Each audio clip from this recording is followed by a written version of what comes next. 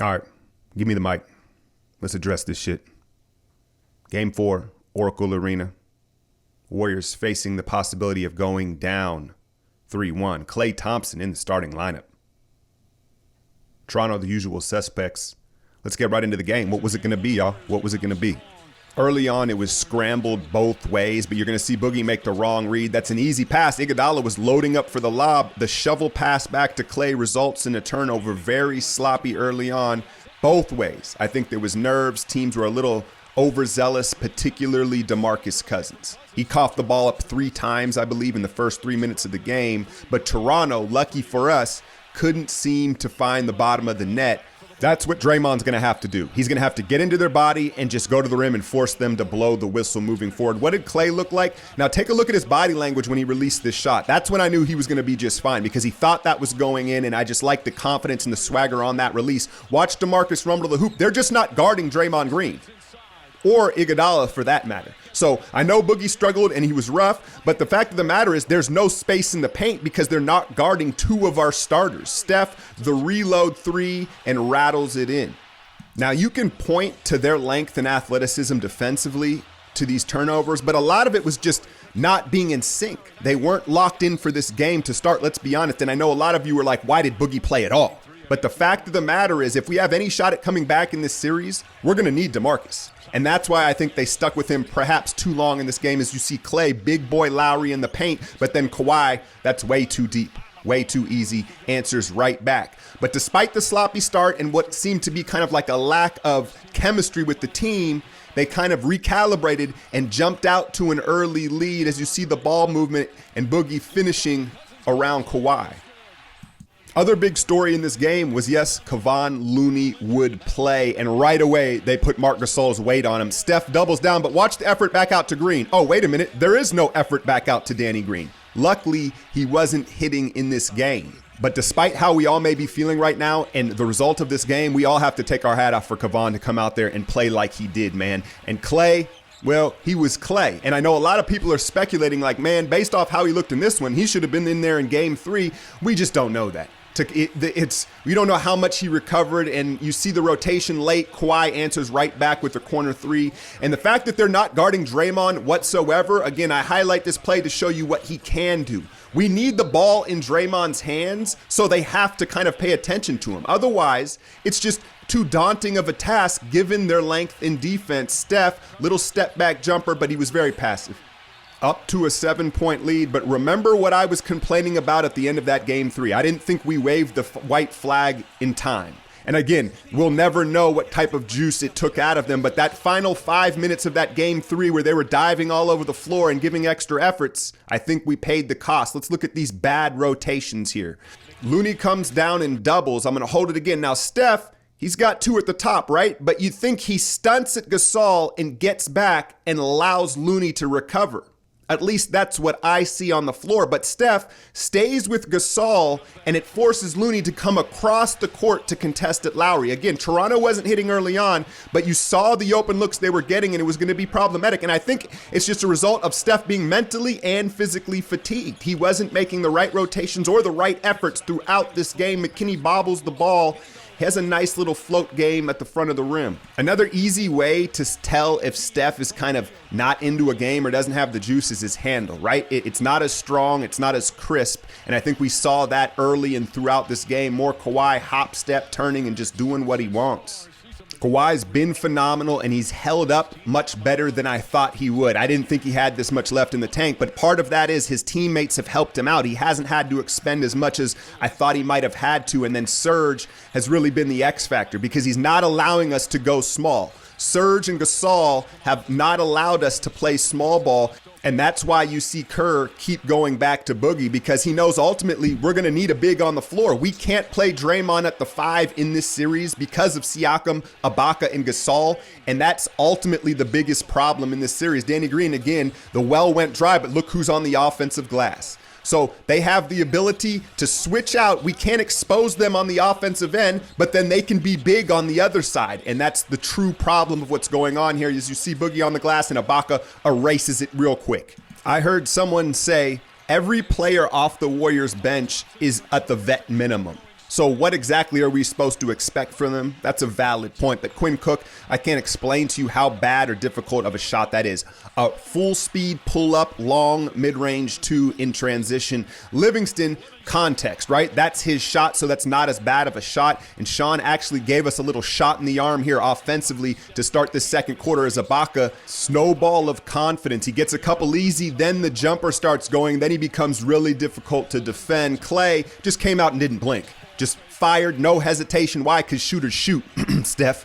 Here you see Sean on the offensive glass get another one right at his spot, and he had an opportunity, I think, to shoot a couple more, and I had tweeted out, like, Sean just doesn't heat check. I don't think Sean's ever heat checked in his life, and I thought we needed him to at this point in the game. And you can just see Toronto has so many places to attack. They have mismatches, multiple places on the floor at all times. That's what it feels like. So Kerr goes bogut on Siakam, and he does a nice job one-on-one, gapping him, using his length, but then Toronto quickly adjusts, and they're like, all right, Bogut's in, let's just put him in the high pick and roll. Put him far out from the basket where he can't protect the rim. He drops, and Siakam and one. More signs of Steph just out of rhythm, right? You know, I see that Lowry pokes the ball here, but that just doesn't usually happen, and he gets the little floater here. But there were signs of it all night. I'll continue to point it out as it goes on. Now, Kawhi, top, that seems to be his favorite spot for the three, the top there. And guess who's on the offensive glass? Now with Serge and Gasol both in there, there's no way we can go small. So Nick Nurse has dictated the rotations in this matchup and forcing our hand to have a traditional big on the floor at all times because Draymond can't handle their size at the 5. That's a bad call because Steph, when he's moving to his right, that's just an access turn. That's a natural shot motion, but we got the offensive call on that 3 ball, and it's Clay running the floor, and he kept us afloat. Now, some people are going to say Steph was just letting Clay get going here, and that's why he wasn't taking many shots, and I don't really buy it. I think given how many shooters we have on the floor, there was plenty of shots for both of them. There was plenty of room for both Clay and Steph to be aggressive with their shot making throughout this game, and you see Steph double clutch the 3, and that's what really bothered me. Again, shooters shoot. Look, Draymond here, I understand if he double clutched that, right? Because there's a good chance he's going to shoot it like that. But with Steph Curry, the greatest shooter we've ever seen, what the fuck you got a gun for if you gonna hesitate? But I don't want to put it all on Steph because that wasn't the case. Look at Looney and Iguodala. Who's going to slide over and try to get a hand here on this ball on Gasol or contest it?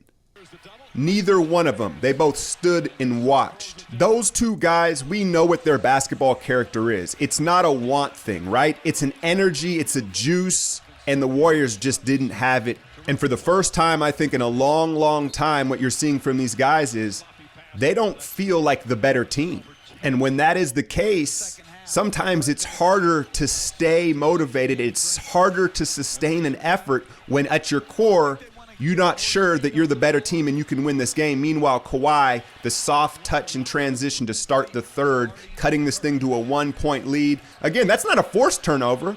That's just a lack of physical and mental energy, which translates into a lack of awareness and execution. Meanwhile, the cyborg is raining down threes at his own pace. And look, as bad as Steph played, I do have some sympathy for the simple fact that with these defenders in this length and the fact they're not guarding Andre and Draymond, I could see why Steph got discouraged.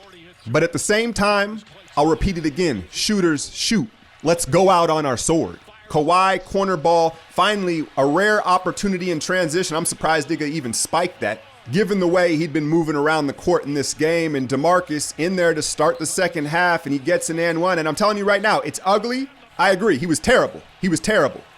But if we're not going to get Kevin Durant back, we're going to need 20 minutes from DeMarcus Cousins. So all we can do is give him his minutes and kind of hope that he figures it out and gets a second or third win under his legs. Van Vliet continues to rain deep 3 balls down as the pick and roll continues to be our demise. Another turnover, 19 of them in this game.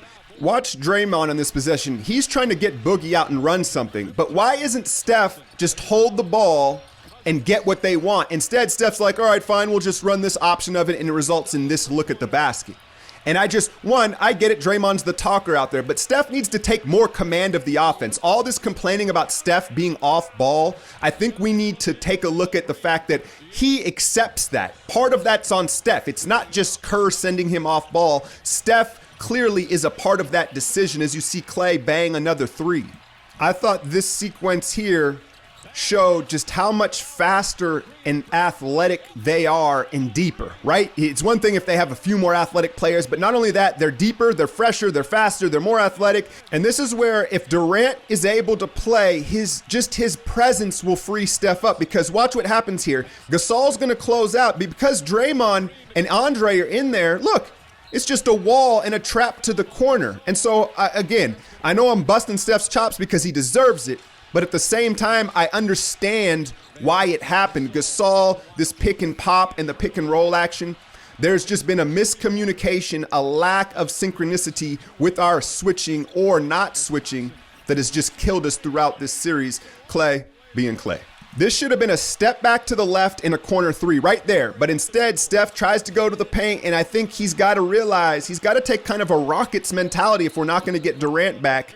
He's just got to shoot threes. We can't finish in the paint. That's pretty clear. We're just going to have to put up a high volume of threes and hope for the best. I know that sounds desperate, but I think it's come to that point. If this is the roster we have to roll out, Serge another block, and then the transition trailer three, the dude's playing out of his mind. Now, I said Steph shares some of the blame for this off-ball action because the fact of the matter is he can command the ball and tell him clear out and call for a pick, and he needs to do it more often because ultimately that's what it needs to be. Without the shooting, without the spaces, with their rim protection, he keeps getting stuck in the corner, and they're able to rotate, turn us over. And even you see here, he swings it to Draymond. There's no corner shooter for him, so he's just forced to chuck something up, and it's another turnover. Nick Nurse did flash the box and one here, and you could tell we were ready for it. We knew exactly what we were going to get here. Oh, here comes the box and one. Let us penetrate down the middle. Swing, open corner three, and Cook just didn't have it. If we're relying on Cook to hit threes to survive, it's a precarious situation. But the ultimate question is switch or not. Are we switching or not? Now I'm going to hold it here. If this is a switch, Cook needs to turn around and make sure Ibaka can't just roll to the basket. But instead, Cook thinks he's staying attached, but Draymond acts as if they're switching, and it's an easy front of the basket lay-in.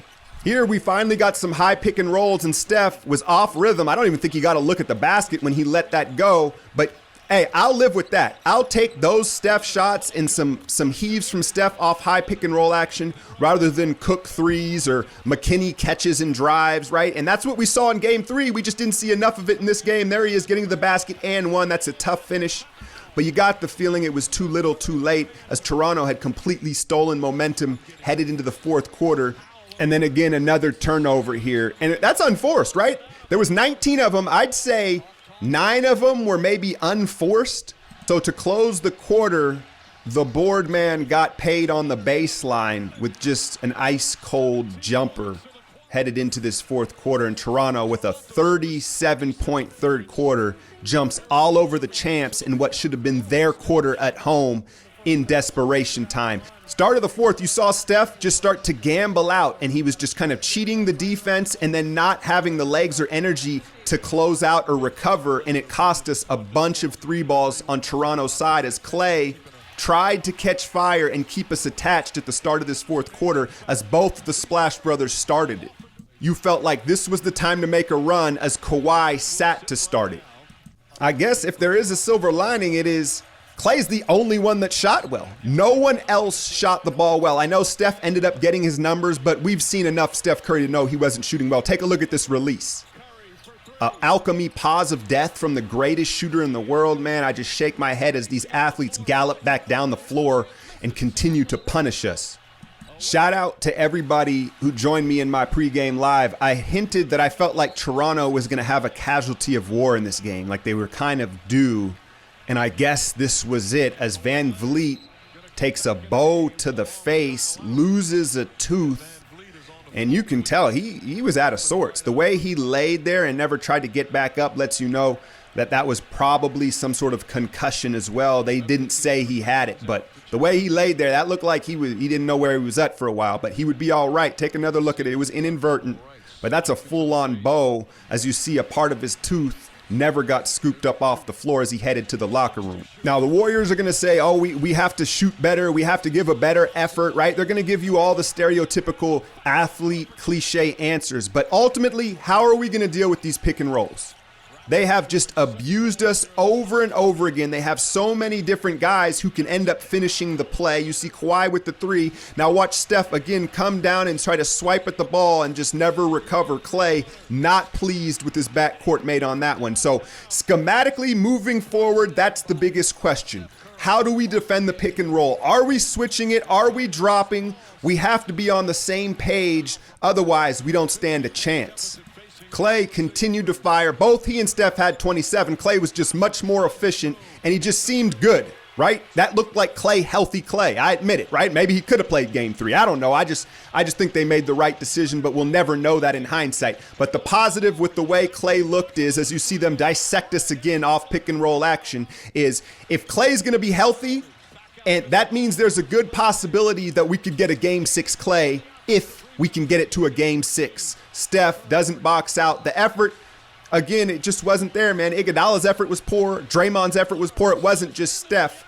But I think the question we need answered is it because they're so tired, or is it a lack of belief that has sapped the energy out of their legs? Steph trying to get going here. Bogut in there as Kerr goes to the OG lineup, and he finally hits a deep 3 without hesitation and cuts it to an 8-point lead.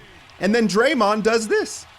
There were so many uncharacteristic things going on with this team. You can't help but feel discouraged. But if you're the optimist, you say, well, that's not them, so there's no way they're going to continue to play this way. But the fair weather fans, the expensive fans, let's be clear, Oracle didn't help. And I get it because it's a finals game. It's priced out the true fans as they file out of here, and Toronto goes up 3-1. Look, I don't have to tell you guys are waiting for my take. Alec, what do you think? Do we have a chance? I don't know. It looks disheartening because not only did they out-hustle us, they out-executed us. They're younger, they're faster, they're deeper. I mean, they're supposed to win this series at this point, Kevin Durant or not. By the way, if you go read the Tim Kawakami piece on Durant, he's indicating, and it's going to start pouring in over the weekend, that Durant's not that hurt. The players are frustrated and feel like Durant should be out there. I have to confess, this whole time I had thought like, maybe it's worse. But now we're starting to hear whispers that it's not as bad and he just isn't out there. So that shitstorm is about to hit. Well, I don't know if we're going to see him or not. But hey, man, I killed them for this effort. It's one game. I still believe in Steph Curry. I still believe in Klay Thompson. I still believe in Draymond Green. And it ain't over till it's over. So why not the Warriors? This whole run has felt like a movie, like a storybook ending. And in a movie and a storybook ending, doesn't it always come back full circle? You blow a 3-1 lead, and then you come back from a 3-1 lead?